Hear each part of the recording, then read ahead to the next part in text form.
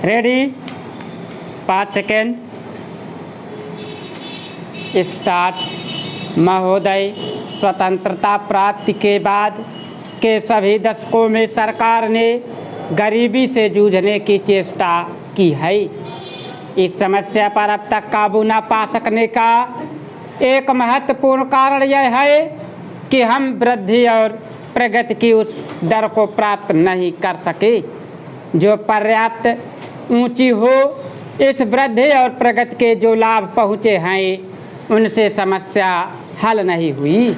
इन सुधारों का उद्देश्य यह है कि हमारी वृद्धि की दर की रफ्तार त्वरित हो जाए, परंतु चूंकि वृद्धि के लाभ पहुंचने में काफ़ी समय लगता है, इसलिए मैंने यह फैसला किया कि केवल गांव के स्तर पर अलग से साधनों का एक पार्श्व टीका लगाया जाए ताकि पहले के मुकाबले गांव के गरीब लोगों के लिए रोजगार पैदा करने तथा उनकी शिक्षा, स्वास्थ्य और अन्य सामाजिक समस्याओं पर कहीं अधिक ध्यान दिया जा सके।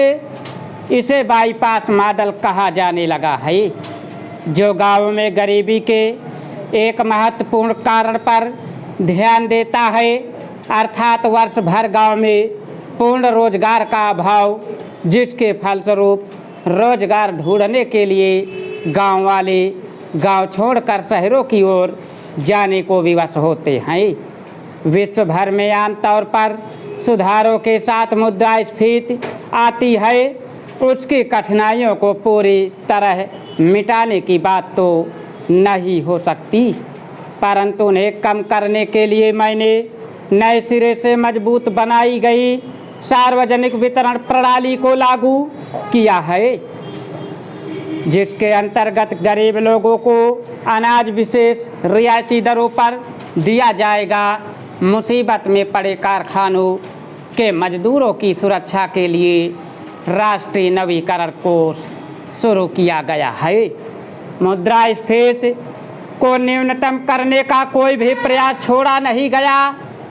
मैं यह चर्चा आपको इस बात की जानकारी देने के लिए नहीं कर रहा हूँ कि हमने क्या किया है, बल्कि इस बात पर जोर देने के लिए कर रहा हूँ कि हमने आँख मूंद करके ये सुधार नहीं किए, बल्कि इस बात पर अच्छी तरह विचार करने के बाद किए हैं कि क्या कठिनाइयाँ सामने आ सकती हैं, और इस दिशा में समझते बूझते हुए प्रयास किए हैं कि उन कठिनाइयों को किस तरह कम किया जा सकता है ताकि इन सुधारों का लाभ समाज के सभी वर्गों तक पहुंच सके।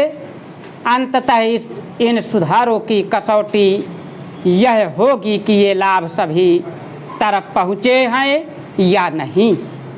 जब तक इन सुधारों का लाभ व्यापक रूप से न पहुँचे, मैंने जनता के उन वर्गों के हितों के लिए विशेष योजनाएं बनाई हैं जिन तक ये लाभ पहुँचने में समय लगता है। मेरे लिए वृद्धि की दर के आंकड़ों का कोई मतलब नहीं।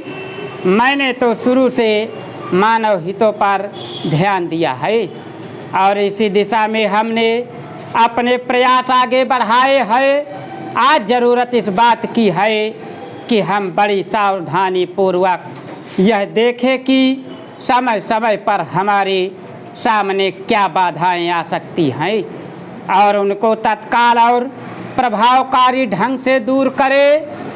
महोदय, मैं मानता हूं कि यदि हम चाहे कि किसी भी भाग को अपनी इच्छा के अनुकूल बना ले तो यह संभव नहीं हो सकता। किसी भी देश में जितने लोग बसते हैं उन लोगों के हृदय में जो भावनाएं पैदा होती हैं, उनमें जो विचार उठते हैं, उन्हीं से भाषा निकलती है।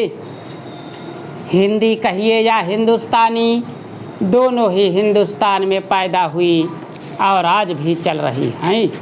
इसलिए मैं सदा से यह बात कहता आया हूँ कि किसी विदेशी शब्द को अपनी भाषा में न घुसने देने का विचार बिल्कुल गलत है।